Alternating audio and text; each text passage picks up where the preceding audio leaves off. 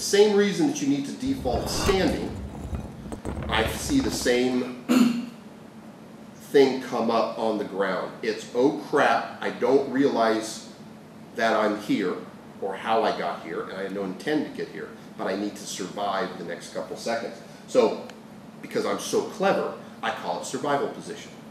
I'm on the ground, however, I've slipped, I've been knocked down, whatever. I always want to face towards my opponent. It's the grounded equivalent of squaring your hips in standing. It's the same thing.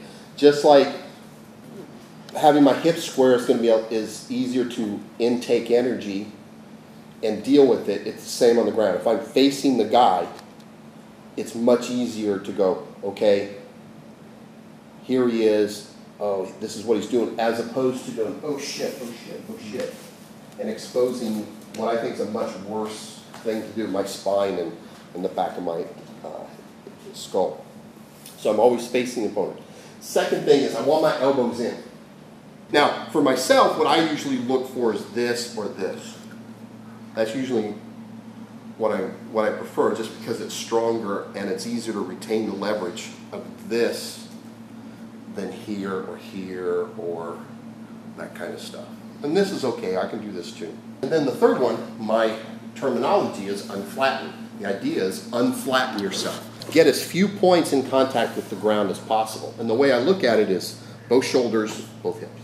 So if everything that I do is, all right, okay, I got 4 points. If I can just get one up, so now I have 3 points, I'm going to be able to move a lot more. If I do this, I'm kind of, okay. But if I go here, all of a sudden, there's more freedom. If I do that, and I get 2 points up, now I really can start to move. If I can get 3 up, that's pretty good.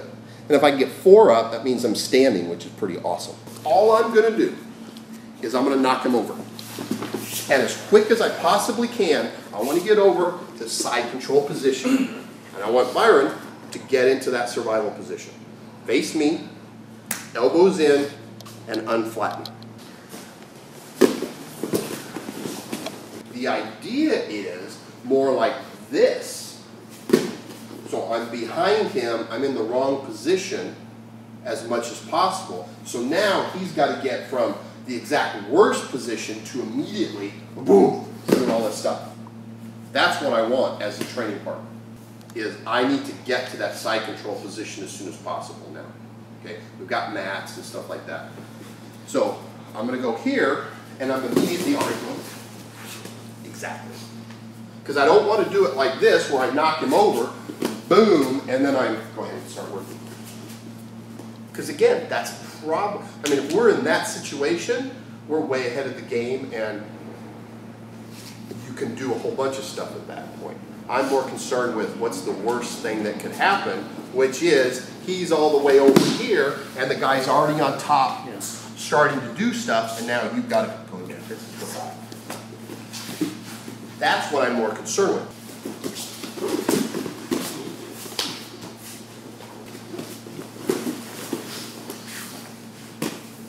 I focus on this idea of, okay, he's on top, my elbows are in, I'm oriented towards him, I'm unflattened as much as I possibly can, and I've got to maintain this until I can get to the next step. I do not want him flattening me. I do not want him taking my back. I do not want him progressing to a better position from here. I do not want him being able to get my elbow away and getting that better position. So the defend part is just maintaining that survival position indefinitely.